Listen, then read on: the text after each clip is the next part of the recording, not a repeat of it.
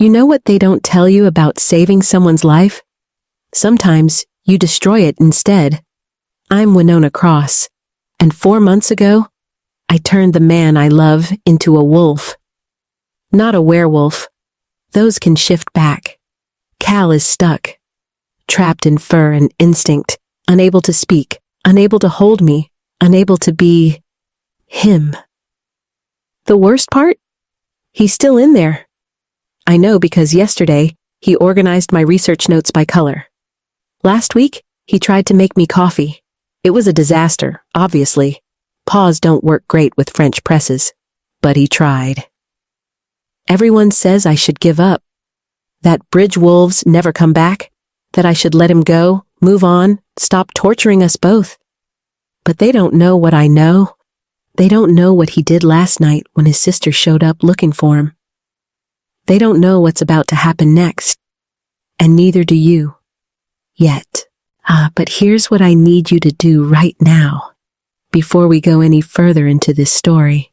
Before I tell you how one desperate choice in the mountains changed everything. Hit that like button. Subscribe. Because what happens next is going to shake everything you think you know about love, sacrifice, and the impossible choices we make for the people we can't live without. And drop in the comments where you're watching from, because I want to know who's brave enough to stick with me through this. Trust me, you're going to want to see how this ends. Now, let me tell you how I destroyed the man I love by trying to save him. Chapter 1.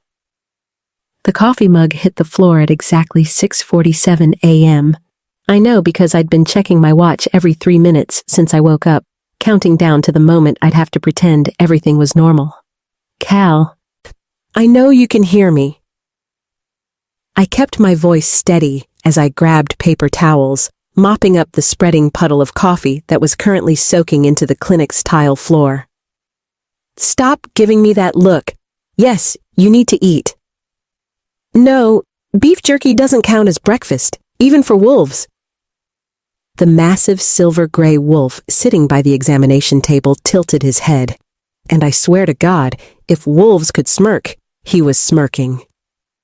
His amber eyes, too intelligent, too human, too Cal, fixed on me with an expression I'd learned to read over the past 4 months. Amusement mixed with defiance, with just a hint of, I know exactly what I'm doing and you can't stop me. He'd knocked over my coffee on purpose. Again. You're lucky you're cute, I muttered, tossing the soaked paper towels into the trash. And that I love you. And that I'm the reason you have paws instead of hands, so I can't exactly complain when you act like... Cal moved then, padding across the clinic floor with that uncanny grace that still made my breath catch. He stopped at my feet, sat back on his haunches, and deliberately tapped his right front paw against the floor. Once, twice. Yes. In our language, the one we'd built together over weeks of frustration and small victories, 2 taps meant yes. Yes, what? I asked, crouching down to his level. Yes, you knocked over my coffee on purpose, or yes, you know I love you despite the fact that you're currently shedding all over my clean floor? 3 taps. Maybe. I couldn't help it. I laughed. It came out shaky and a little broken, because that's how all my laughter sounded these days, but it was real. Cal's tail wagged, just once, just slightly, and the weight sitting on my chest since I woke up eased a fraction. This was our morning routine. Me, trying to maintain some semblance of normalcy. Him, reminding me that normal died the day I turned him into something that shouldn't exist. My phone buzzed on the counter. Another client cancellation. That made 3 this week. Word was spreading in Millbrook Falls that something was off about the vet who'd suddenly acquired a massive wolf dog with behavioral issues. People talked. People always talked. We should probably address the elephant in the room, I said, standing and moving to prepare Cal's actual breakfast. Raw meat, carefully portioned, because his wolf body needed different nutrition than his human one had. Or the wolf in the room, I guess. Your sister came by last night. Cal went completely still. Every muscle in his body locked, and his ears flattened against his skull. I didn't let her see you, I continued quickly, my hands shaking as I set his food bowl down. I told her I hadn't seen you, that we'd broken up and you'd left town. She didn't believe me, Cal. She's not going to stop looking. He didn't move toward the food, just stared at me with those eyes that held too much understanding, too much trapped frustration. Then he turned and walked to the window, pressing his nose against the glass like he'd done for 20 minutes after Mira left, like he could smell her lingering presence in the parking lot. I wanted to tell him it would be okay, that we'd figure this out, that eventually we'd find a way to bring him back. But 4 months of failed attempts had taught me that lies, even comforting ones, didn't help either of us. So instead, I did what I always did when the present became unbearable. I let myself remember when things were different. 6 months ago, Cal had walked into my clinic carrying an injured fox wrapped in his jacket, his documentary camera bag slung over one shoulder, looking completely out of place among the suburban pet owners with their designer breed dogs. I know you probably don't treat wildlife, he'd said, slightly out of breath, his dark hair messy from the wind. But I found her on Highway 12, and the wildlife center is 2 hours away, and she's bleeding, and I just thought, bring her here. I'd taken the fox gently, our fingers brushing in the transfer, and something had sparked in my chest. Not the mate bond. I didn't know that yet. Just recognition. Like my soul had been waiting for my brain to catch up. He'd stayed through the entire procedure, asking intelligent questions, making terrible jokes to cover his anxiety about the fox's chances. When I'd assured him she'd survive, his smile had been incandescent. You know what's amazing about foxes? He'd said, leaning against the examination table with easy confidence. They're basically cats in dog bodies. Total identity crisis. I relate. I'd laughed. Identity crisis? Documentary filmmaker who's terrified of heights, can't swim worth a damn, and yet somehow specializes in alpine wildlife footage. I'm basically a walking contradiction. Can't swim? I'd raised an eyebrow. That seems like a significant professional hazard, which is why I'm extremely careful around water. He'd grinned, and God, that grin. I'm Cal, by the way. Callahan Reed. But everyone calls me Cal because Callahan sounds like someone who should own a yacht club. 3 months later, we'd been sitting in his apartment, empty Thai food containers scattered across the coffee table, when he'd gone quiet in the middle of one of his nature documentary impressions. I need to tell you something, he'd said, and the tone shift had been so abrupt that my heart had dropped. Okay. I'd braced myself for the breakup speech, for the revelation that he'd met someone else, for anything except what came next. I have Huntington's disease. He'd said it quickly, like ripping off a bandage. It's genetic, degenerative. I've probably got 15 years before the symptoms get really bad. Maybe 20 if I'm lucky. I'm telling you because I care too much about you to waste your time. And you deserve to know what you'd be signing up for if we, goes anywhere. I'd known he was going to die eventually. My secret ability, the one I'd never told him about, the one I'd never told anyone about, had been whispering it to me since the day we met. That faint pheromone signature that clung to people with terminal illnesses, with genetic time bombs ticking in their DNA. I'd smelled it on him and ignored it, because for once in my life, I'd wanted to be selfish, but I hadn't known it would be Huntington's, hadn't known it had a name and a timeline. Then let's not waste it, I'd said. He'd kissed me then, deep and desperate and grateful. And I'd made a decision that would haunt me for months afterward. Werewolf healing could cure anything. Broken bones, diseases, genetic defects. Couldn't it? I'd researched it obsessively. Late nights on my laptop after Cal fell asleep, diving into pack archives I wasn't supposed to access, reaching out to contacts I'd abandoned when I left the Silverpaw pack. The consensus was clear. Turning a human required 3 things. A bite during the full moon. The human had to be near death. And most critically, both parties had to be true mates. If they weren't mates, the human died screaming. But I'd never heard of a werewolf and a human being true mates.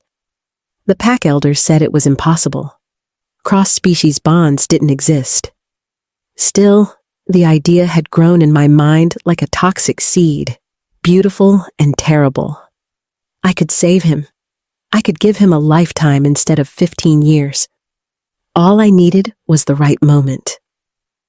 I should have known the universe doesn't grant you the right moment. It just throws you into hell and makes you choose. We'd gone hiking in the Cascade Mountains on a Tuesday.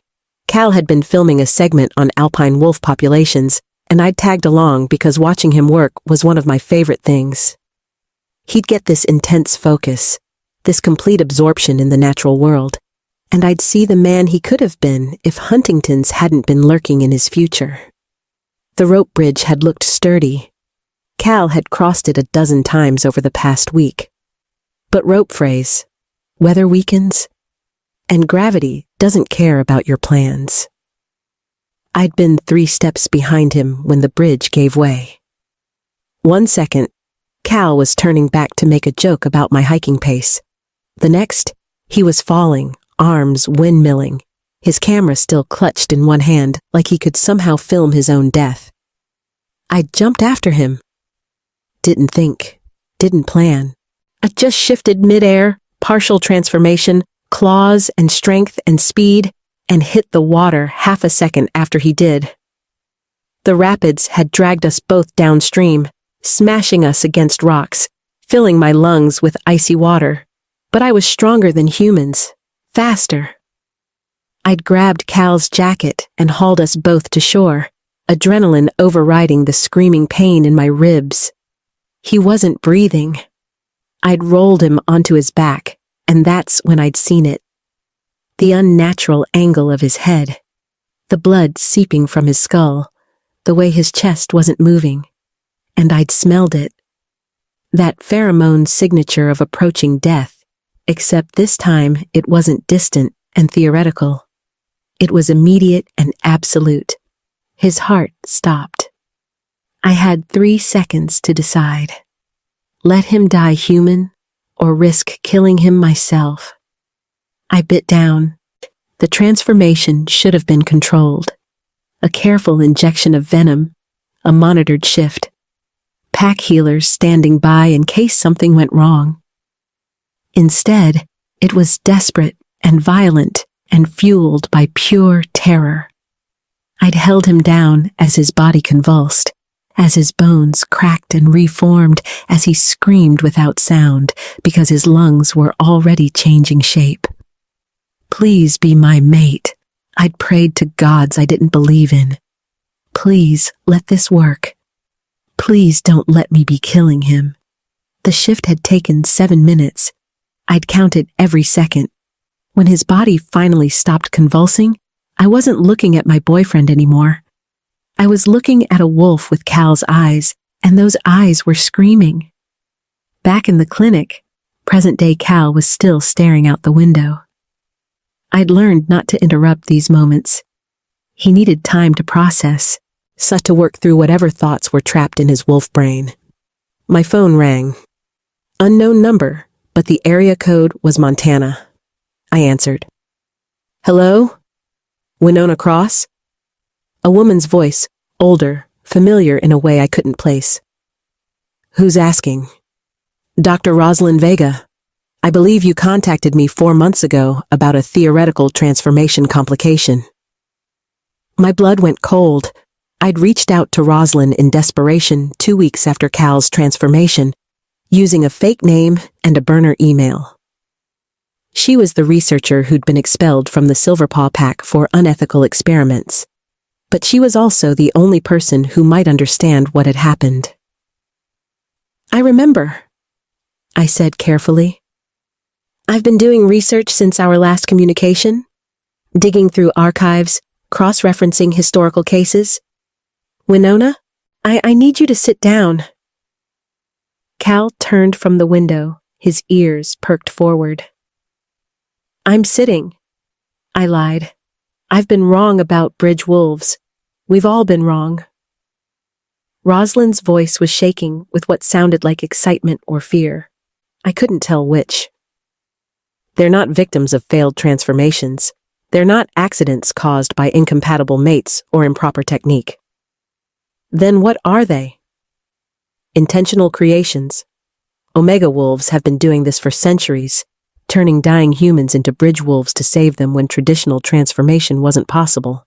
It's been hidden, suppressed by the packs because it challenges everything we think we know about mate bonds and transformation limits. I gripped the phone so hard my knuckles went white. That's impossible. The records say... The records are incomplete. Deliberately so. Rosalind paused. Winona, if I'm right about Cal, you didn't make a mistake 4 months ago. You did something that hasn't been done in 300 years. On purpose. Cal's eyes locked onto mine across the clinic, and in them, I saw a question that matched the one screaming through my mind. If I'd done this on purpose, if bridge wolves were intentional, then why couldn't Cal shift back? And more terrifying, what else had the packs been hiding about what I was capable of? Chapter 2. The drive to Montana took 11 hours. Cal kept his nose pressed to the window the entire time, like a kid going to Disneyland. Except we were going to meet the woman who'd explain why my boyfriend was currently shedding all over my upholstery. You know, when we took road trips before, you at least pretended to help navigate, I said, glancing at him in the passenger seat. He was too big for it, really. His wolf form took up the entire space. His tail curled awkwardly against the door. Now you just fog up the glass and make me feel like I'm running a chauffeur service for oversized dogs. Cal turned his head to look at me, and I swear his expression was pure offense. Then, deliberately, he used his paw to draw a smiley face in the condensation on the window. I nearly drove off the road. Did you just... I couldn't finish the sentence. 4 months in, and he could still surprise me with these moments of startling humanity trapped in fur. You're ridiculous. You know that, right? 2 taps against the car door. Yes. The thing about driving 11 hours with a wolf who used to be a man is that you notice things. The way Cal would perk up at certain songs on the radio, his favorites, the ones he used to sing off-key while cooking dinner, how he'd tilt his head at highway signs for nature reserves and national parks. His documentary filmmaker instincts still intact, even without opposable thumbs. The way he'd rest his massive head on the center console during long stretches of empty road, close enough that I could scratch behind his ears without taking my eyes off the highway. It was intimate and heartbreaking in equal measure.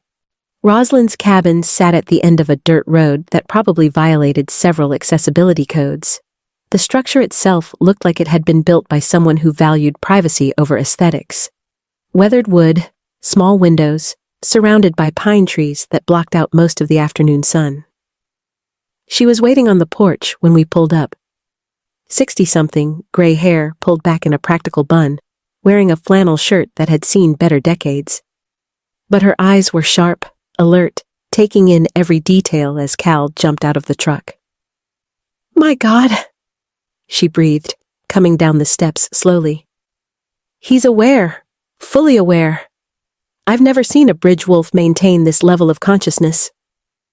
Cal sat back on his haunches, watching her with those 2 intelligent amber eyes. Waiting, assessing. He understands everything. I said, moving to stand beside him. My hand found the fur at the back of his neck, a gesture that had become automatic over the months, grounding for both of us. He just can't talk back. Show me. Rosalind pulled a small notebook from her pocket. Communication system. I need to see it. I looked down at Cal. Want to prove you're not just a really smart dog? Cal stood, walked over to Rosalind's porch, and began deliberately knocking over her flower pots in alphabetical order by plant species. Aloe, basil, chrysanthemum. He alphabetized your plants, I said, trying not to laugh at Rosalind's stunned expression. He does that, organizes things when he's nervous or bored. Last week, he reorganized my entire spice cabinet by cuisine origin. Rosalind sank onto her porch steps, staring at Cal like he was a miracle or a monster. Maybe both. This shouldn't be possible. The consciousness degradation in bridge wolves is supposed to be almost immediate. They retain fragments, emotional echoes, but not this. What's different about him? I asked, crouching down beside her. You, she said simply. Omega bloodline abilities are rare, Winona. Most Omegas have enhanced empathy, pack bonding instincts, things like that. But you can smell death. That's not normal Omega ability. That's ancient bloodline stuff. Primal. Cal had moved closer, sitting right in front of us now, listening. Rosalind reached out slowly, letting Cal sniff her hand before touching his head. Bridge wolves were created by Omegas with unique abilities. They'd turn dying humans who were their true mates, but the transformation would lock differently because of the Omega's specific gift. Your ability to sense death probably helped Cal's consciousness anchor during the shift. You kept him while his body changed. But he can't shift back, I said, my voice cracking. What good is consciousness if he's trapped? Every bridge wolf has a trigger, a key that unlocks the ability to shift back and forth. Rosalind pulled out her notebook, flipping through pages of handwritten notes. Historically, the trigger is always connected to a moment of absolute trust between the Omega and the human. The moment when the human chose to trust the Omega completely, before the transformation. Cal's ears perked forward.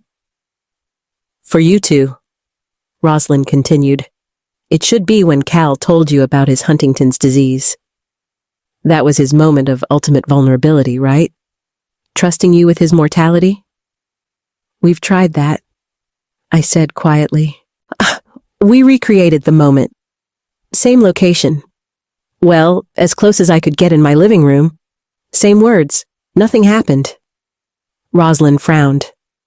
Then maybe it's not that moment. Maybe it's something else. Something you haven't identified yet. How long do we have to figure it out? I asked, though I wasn't sure I wanted the answer. Bridge wolves don't live as long as normal werewolves, Rosalind said, and her voice was gentle but unflinching. Maybe 10 years. 15 if you're very lucky. Their bodies are stuck between two states, constantly fighting biology. It's a slow burn. I felt Cal go completely still beside me.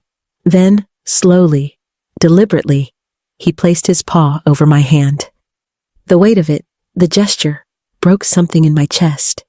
He'd just learned he had a death sentence even in this form, and his first instinct was to comfort me. We'll find it, I said, covering his paw with my other hand. We'll find your trigger, Cal, I promise. One tap. No. I looked down at him, confused. No? What do you mean, no? He pulled his paw back, walked over to Rosalind's scattered notes, and began pawing through them until he found a specific page. He dragged it over to us with his teeth. It was a passage about bridgewolf partnerships, about how they work together with their mates to solve problems, hunt, survive. How their wolf form wasn't a prison, it was an adaptation. You want to work together to find it? I said slowly. Not have me promise to fix you. 2 taps. Yes. We spent 3 days at Rosalind's cabin, diving into every scrap of information about bridge wolves. Cal was brilliant at it. His documentary research skills translated perfectly to wolf form.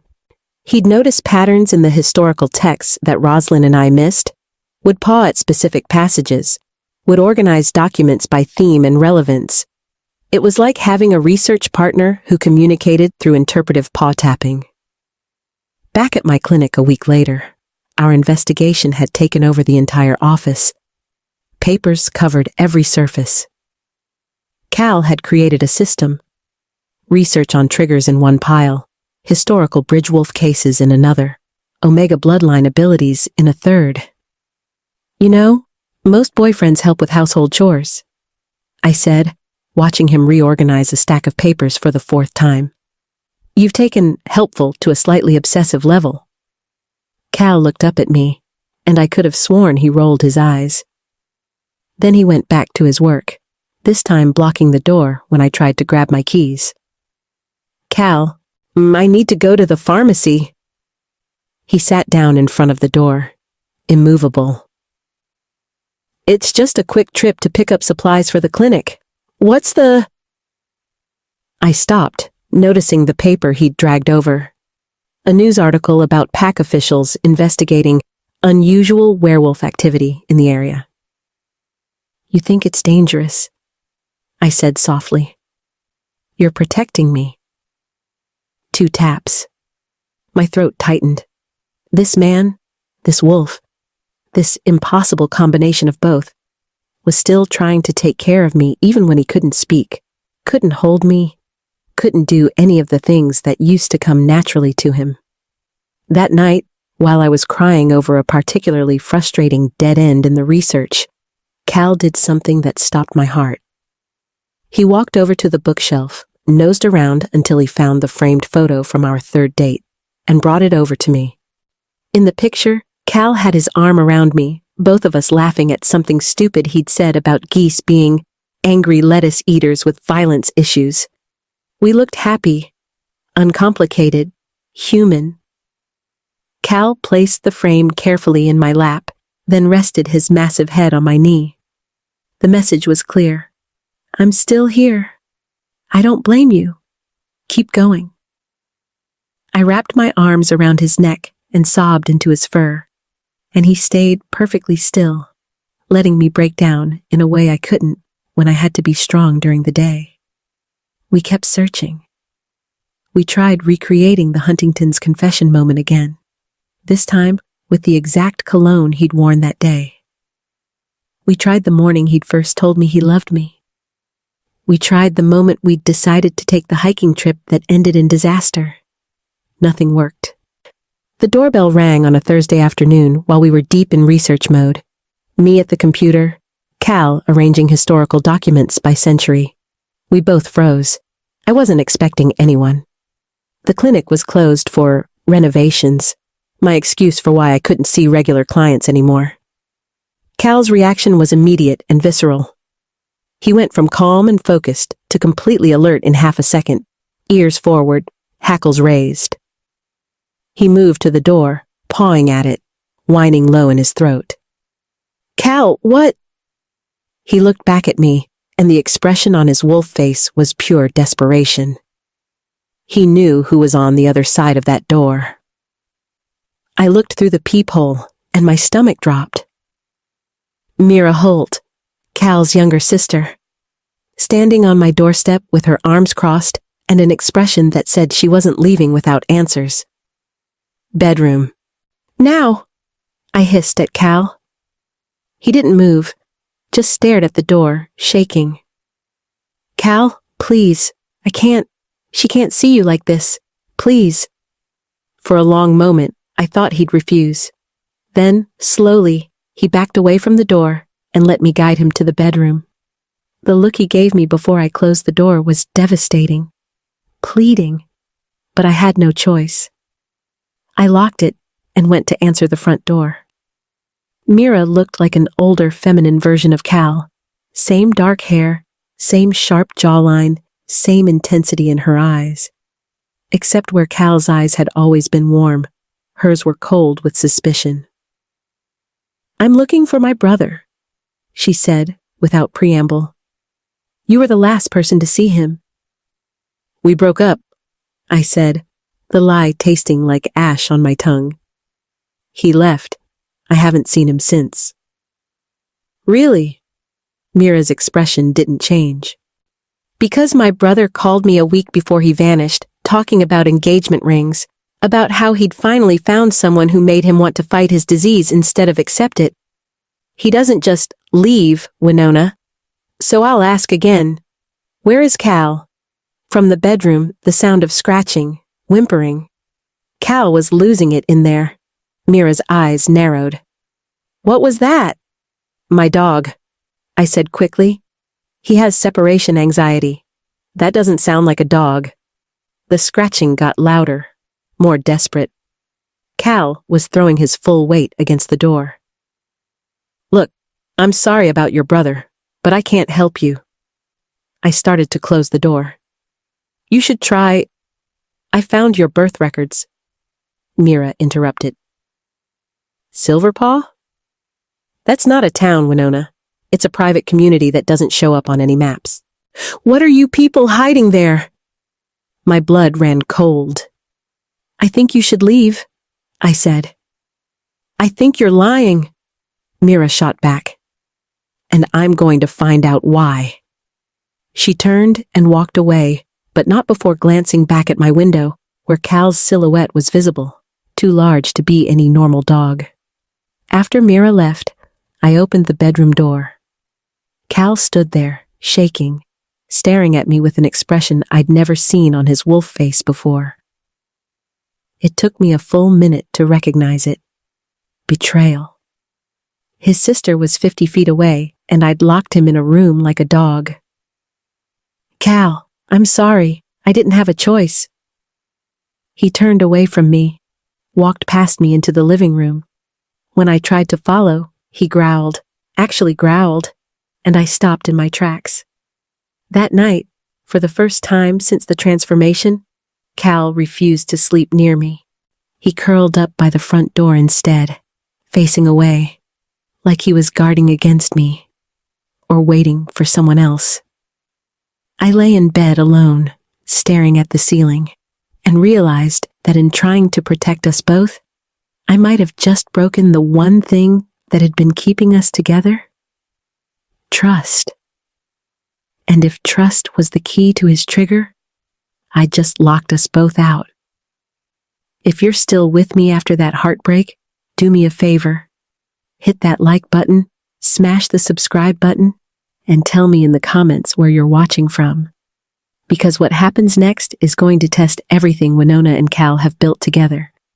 And trust me, you won't want to miss it. Chapter 3. 2 weeks after I locked Cal in the bedroom, Mira Holt became a permanent fixture in my life. Not in a good way.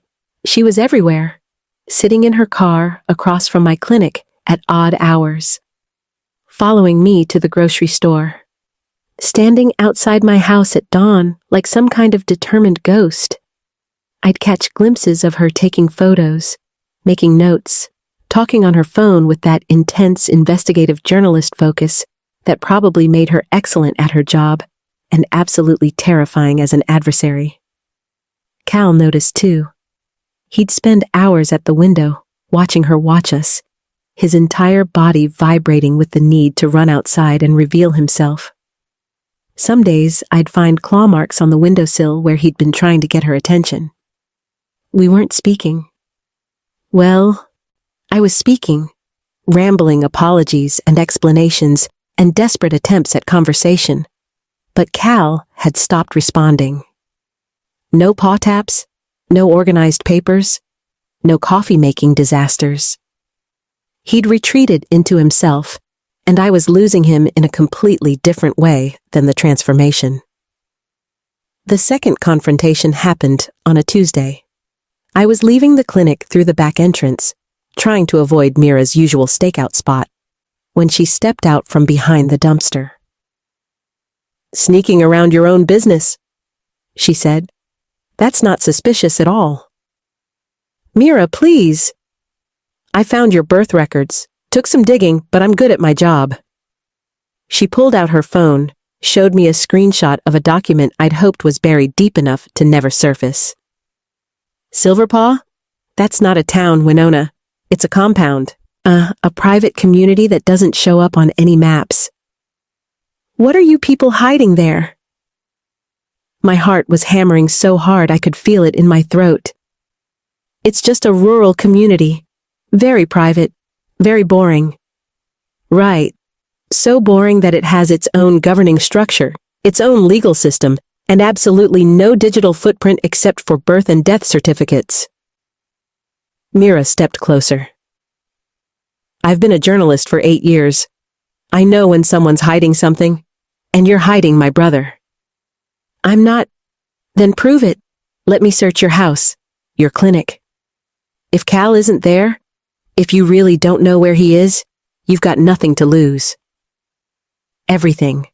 I had everything to lose. I can't do that, I said quietly. Then I'm going to the police. Tomorrow morning. Missing persons report, evidence of foul play. The whole thing. Mira's voice cracked. I don't want to destroy you, Winona. I just want my brother back, please. She walked away before I could respond, and I stood there in the alley behind my clinic, watching my entire world collapse in slow motion. That night, I called Roslyn at 2 a.m. I'm out of options, I said without preamble.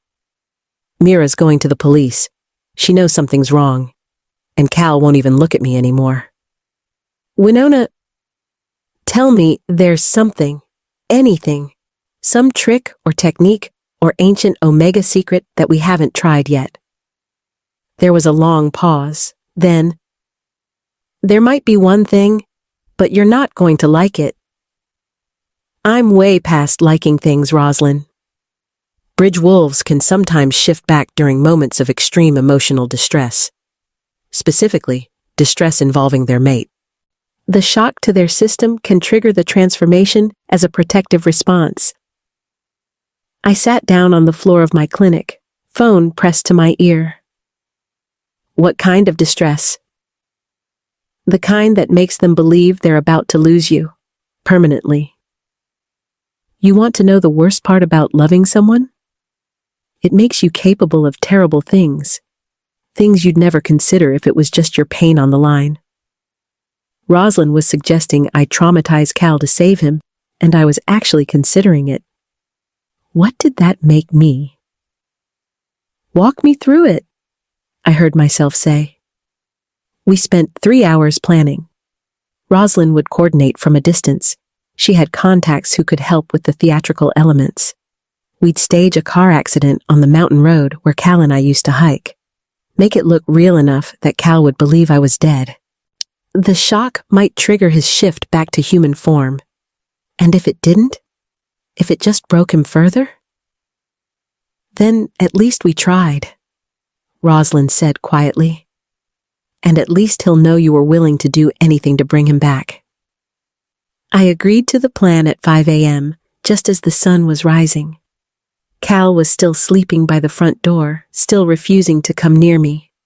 I watched him for a long moment, memorizing the rise and fall of his ribs, the way his ears twitched in his sleep.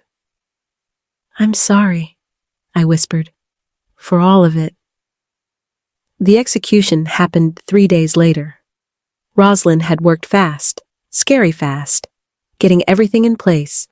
A body double who looked enough like me from a distance. A car that matched mine, rigged to produce maximum dramatic effect without actual danger.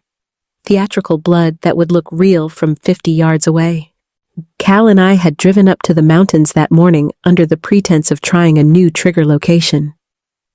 He'd been wary, keeping his distance in the truck, but he'd come. That was something. I'd positioned him on a hillside overlook, told him I needed to check something down the road, that I'd be back in 15 minutes. His eyes had tracked me as I walked away, and I'd nearly broken down right there. Instead, I'd climbed into the real truck parked around the bend, driven to the staging area, and watched from a hidden vantage point as Rosalind's team set everything in motion. The fake accident was perfect. The car went off the road at exactly the right speed, rolled twice, came to rest at the bottom of a small ravine. The body double was thrown clear, carefully, safely, but it looked violent from a distance. The blood was everywhere, and Cal saw all of it. I heard him before I saw him. That howl, it wasn't a wolf's howl. It was something broken and human and completely devastating. It echoed across the mountains, and I watched through binoculars as he ran down the hillside, stumbling, desperate, heading straight for the crash site. He was trying to reach me, trying to save me, just like I'd saved him. The howling didn't stop. He circled the accident site, pawing at the ground, at the body double, his movements becoming more frantic. Rosalind's people stayed hidden, letting the scene play out, waiting for the transformation that was supposed to happen. Cal didn't shift. He howled for an hour straight. I timed it, tears streaming down my face, watching the man I loved fall apart because he thought I was dead. And then he stopped. Not because he'd shifted.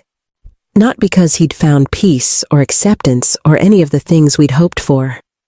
He just broke. Cal collapsed on the ground and went completely still. Not dead. I could see his ribs moving, but empty, like someone had scooped out everything that made him Cal and left just the shell. His eyes were open, staring at nothing, and even from a distance, I could see they were vacant. "Abort," I said into the radio. "Abort right now. This isn't working."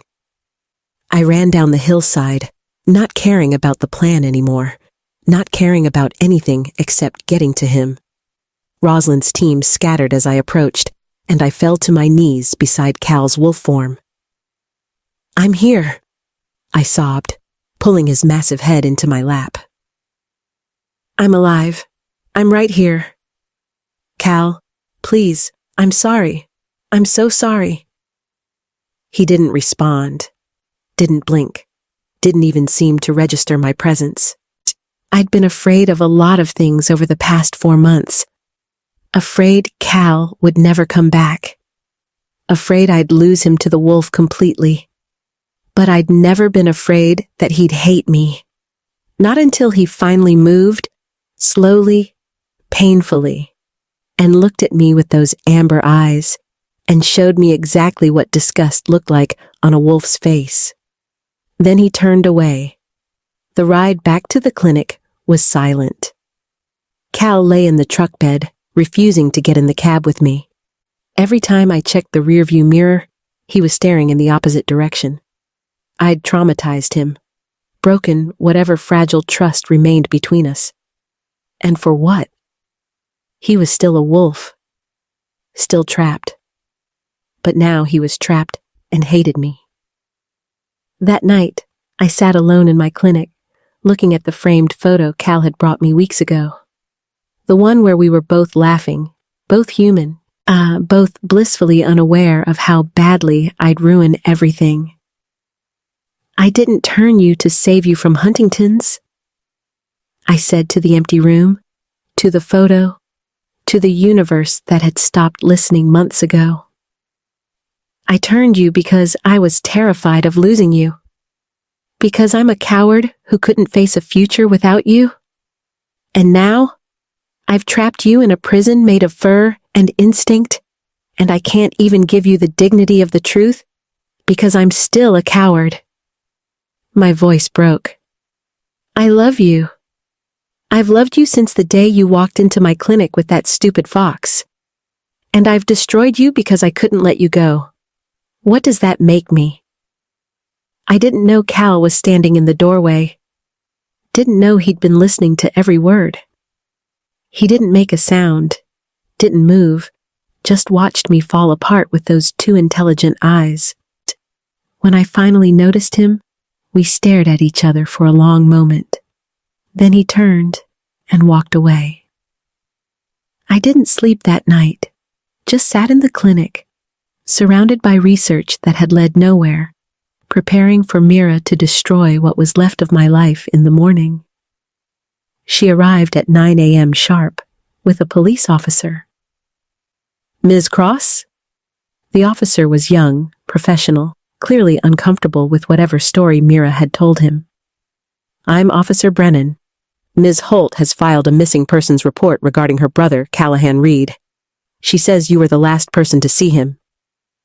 "We've been through this," I said, my voice hollow. "We broke up. He left." "She also has evidence suggesting otherwise." Officer Brennan pulled out a notepad. "Credit card activity near your clinic the week he disappeared. Multiple witness statements placing you two together. Text messages that suggest a serious relationship." Mira was crying now, openly. "Please, Winona, just tell me the truth. Is he alive? That's all I need to know. Is my brother alive?" The officer was reaching for his radio, probably calling for backup or a detective or someone with more authority to handle a potential crime scene. And Cal. God, Cal was standing behind me in the hallway, just out of sight, and I could feel him making a decision. I could sense the shift in his energy, the way his entire body was tensing, preparing for something. "Officer, I can explain." I started, but I didn't get to finish, because Cal made the choice for both of us. He walked out into the open, in front of Mira, in front of the police, stepped into the doorway where the morning sunlight illuminated every impossible detail. His massive wolf form, his two intelligent amber eyes, the way he moved with distinctly human purpose. Mira's hand flew to her mouth. What happened to your dog? It has Cal's eyes." She stopped, looked between the wolf and me, and I watched something impossible click in her mind. Officer Brennan was confused, one hand moving toward his weapon, the other reaching for his radio. And everything I'd been protecting for 4 months shattered in the space of a single heartbeat. Cal sat down in front of his sister and tapped his paw against the floor, twice. Chapter 4. Mira was still staring at the wolf, at Cal. Her hand trembled as she raised it to her mouth, and I watched her brain try to reconcile the impossible with what was standing right in front of her. "That's not—" she started, then stopped. "Those eyes, those are Cal's eyes." Officer Brennan had his hand on his weapon now, his radio crackling with static as dispatch asked for his status. "Ma'am, step away from the animal. Ms. Cross, I need you to explain what's happening here." I had a choice. Keep lying. Watch this spiral further out of control. Let Cal stay trapped in silence while his sister stood 3 feet away, not understanding. Or tell the truth and accept whatever consequences came with it.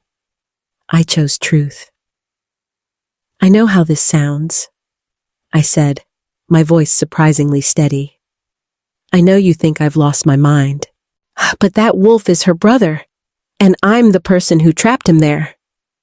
I looked directly at Officer Brennan. "So, if you're going to arrest someone, arrest me. But first, let me prove I'm telling the truth." "Winona, don't," Mira whispered, but I was already doing it. I let the shift come, just partial. I didn't need to go full wolf to make my point. My eyes changed first, the pupils elongating, the color shifting to that distinctive amber that marked me as other. Then my hands, claws extending from my fingertips, the bones restructuring just enough to prove I wasn't human. Officer Brennan stumbled backward, his radio hitting the floor. "What the— werewolves are real," I said, keeping my voice calm even as my heart hammered. "I'm one. Cal was human. He was dying from Huntington's disease, and I turned him to save his life. But something went wrong. He became a bridge wolf, stuck in wolf form, unable to shift back. That's why he disappeared. That's why I lied to you, Mira. I was trying to protect him, trying to find a way to bring him back. Mira was crying now, but she wasn't backing away. She was moving closer to Cal, her hands outstretched like she wanted to touch him, but didn't know if she should. "This is insane," Officer Brennan said, but his voice was shaking. People don't just turn into animals." "Cal." Mira's voice cut through the chaos, soft and trembling. She dropped to her knees in front of the wolf, and I saw Cal's entire body go still. "If that's really you, tap your paw twice." The world held its breath. Cal didn't move. Seconds stretched into eternity. I could see the doubt starting to creep into Mira's expression, the hope beginning to crack. Then, deliberately, carefully, Cal tapped his paw against the floor. Once, twice. Mira broke, just completely shattered, sobbing as she threw her arms around Cal's neck, burying her face in his fur. "You idiot! You documentary-obsessed, nature-loving idiot! Of course you fell in love with a werewolf! Of course you did!" Cal made a sound, half whine, half something else, and pressed his head against his sister's shoulder. 4 months of not being able to speak to her, not being able to explain, not being able to be her brother in any way that mattered. And now she knew. She understood. Officer Brennan was talking into his radio, calling for backup, probably a supervisor, maybe a psychiatric evaluation for everyone involved. I didn't care anymore. Let them come. Let them try to explain this. At least Cal had his sister back. But then Mira did something that stopped my heart. She pulled back from Cal, wiped her eyes, and turned to me. And instead of the anger I expected, instead of the horror or accusation or blame, her expression was something else entirely. "Thank you," she said. I stared at her. "What?" "Thank you for saving my brother's life." Mira stood up, walked over to me, and I saw it in her eyes. Absolute, unwavering certainty. "He was dying, Winona. I watched Huntington's take our father when Cal was 19. I knew what was waiting for him. And you saved him." Her voice broke. "I don't care if he's a wolf, or a werewolf, or a goldfish. He's alive. That's all that matters." "Mira..." I couldn't finish the sentence. Couldn't process what I was hearing. "You gave me my brother back, however you could, whatever form he's in." She grabbed my hands. "So thank you, and whatever you need to fix this, to help him shift back or adapt or whatever comes next, I'm here. We're going to figure this out together." That's when it happened. Cal started glowing, not metaphorically, actually glowing. Silver light emanated from his fur, soft at first, then growing brighter, until we all had to shield our eyes. My phone rang. "Roslyn." I answered it on speaker, my hands shaking. "The trigger!" Roslyn's voice was crackling with excitement. "It wasn't your truth he needed. It was his sister's acceptance. A bridge wolf needs their human family to accept what they've become. The transformation locks based on shame and fear of rejection, and it unlocks through..." The rest of her words were drowned out by the sound of bones cracking. Cal's transformation happened in reverse. Fur receding into skin, claws becoming fingers, the massive wolf form compressing, restructuring, reforming into something smaller, more familiar, more human. And then Cal was kneeling on my clinic floor, naked and human, and laughing through tears. His first words in 4 months. "Mira, your timing is still terrible." Mira tackled him in a hug that nearly knocked him over. Officer Brennan dropped his radio again, and I just stood there, frozen, watching the man I loved become himself again.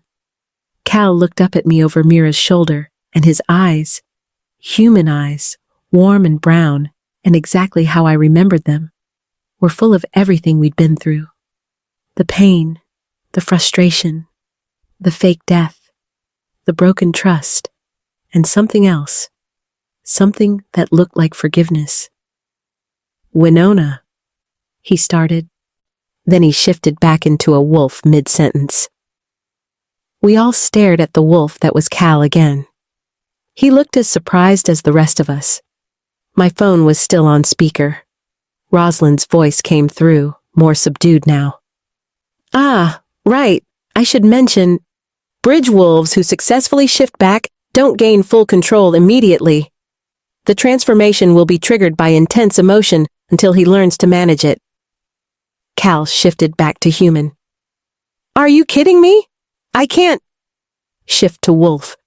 Back to human. Control when I... Wolf. Human. This is ridiculous. Cal, stop getting frustrated, I said quickly. You're making it worse. How am I supposed to not be... Wolf. He sat down hard, looking at his paws, then shifted back. Okay, I can work with this. Mira was laughing and crying at the same time. Only you would find the silver lining in uncontrollable shape-shifting.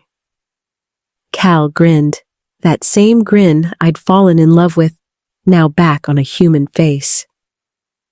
Are you kidding? I spent my whole life documenting animals. Now I get to be one? Do you know how many research papers I can write from the inside? Winona, this is amazing. Only Cal. Only he could see this as a professional opportunity. Officer Brennan had given up on understanding anything and was just sitting on the floor, radio abandoned, staring at us like we were a fever dream. Rosalind's voice came through the phone again. Cal, your Huntington's markers should be gone. The werewolf healing purged the genetic condition. But you're not a traditional werewolf. You're something new. The first willing bridge wolf in 3 centuries. An evolution. Cal looked at me. And despite everything, the months of being trapped, the fake death, the broken trust, his expression was soft, understanding. I heard you, he said quietly, that night when you were talking to the photo, about why you really turned me. My throat closed. Cal, you were terrified of losing me. I get it, because I was terrified too. The Huntington's was a death sentence with a timer, and I couldn't stop the clock. He stood up, walked over to me. You gave me time, Winona. Forever, actually, even if it came with some unexpected complications. He shifted to wolf mid-step, then back to human right in front of me. We'll figure out the control thing, he said, taking my hands. Together, like we should have been doing all along. 6 months later, everything had changed in the most unexpected ways. Mira had become the official liaison between the Silverpaw Pack and the human world. Turns out, having a human who knew the truth and could navigate both worlds was incredibly valuable. She was also dating a beta from the pack named Owen, which she found absolutely hilarious. I came looking for one werewolf and ended up dating another. My type is apparently, can turn into a dog. Dr. Rosalind and Cal were co-writing a book on bridge wolf physiology. Cal would shift during their research sessions, providing first-hand data on everything from sensory perception to metabolic changes. Science had never been this weird or wonderful. Winona and Cal ran the clinic together now. Cal worked there when he was human, using his documentary skills to create educational materials about wildlife conservation. When he shifted unexpectedly, which still happened during moments of strong emotion, we just waited out. The clients got used to it eventually. The wedding was small. Just pack members, Mira, Rosalind, and a handful of close friends who'd been let in on the secret. Cal had insisted Mira officiate. Do you, Callahan Reed, take Winona Cross to be your lawfully wedded wife, in human form, wolf form, and whatever other forms you accidentally discover? Mira was grinning as she read the vows we'd written together. I do, Cal said, then immediately shifted to wolf because apparently joy was still a trigger. Everyone waited patiently, This was normal now. When Cal shifted back, naked as usual and completely unbothered, he tried again. I do, and I will, forever. We kissed as husband and wife, and miraculously, he stayed human for the entire kiss. The reception, however, was another story. He shifted 3 times during the first dance alone. But our favorite moment, the one that mattered most, came later. We drove up to the mountain ridge where everything had started. The same place where the rope bridge had collapsed, where I'd made the desperate choice that changed both our lives. Cal was in wolf form when we arrived, and we sat together watching the sunset paint the sky in shades of orange and gold. He shifted back as the last light faded, naked and unbothered as always, and we sat in comfortable silence for a moment. Do you ever regret it? I finally asked. What I did to you? Cal was quiet for a long moment. Then, every single day. My heart dropped. I regret that you carried that guilt alone for months. He continued, turning to face me. Or, I regret that I couldn't tell you sooner that you gave me the greatest gift anyone's ever given me. I regret the fake death thing. We're going to need therapy for that one. But do I regret being alive? Being with you? Having a future that isn't defined by a disease slowly taking everything I am? He shook his head. Never. Even with the uncontrollable shifting? I asked, a smile tugging at my lips. A curse that makes you shift involuntarily? He grinned. Winona, I have a life without an expiration date, a purpose that isn't defined by dying slowly, and forever with you. His grin widened. Also, the wolf thing is objectively cool. I can track deer for miles now. My documentaries are about to be so much better. You're ridiculous, I said, but I was laughing. You turned me into a werewolf. You don't get to call me ridiculous. We kissed as the stars came out, and Cal shifted mid-kiss because of course he did. I just scratched behind his ears and whispered, I love you too, you absolute disaster. His tail wagged. They say every curse has a loophole.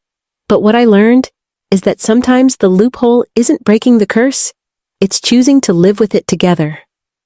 Cal isn't a werewolf. He isn't fully human anymore either.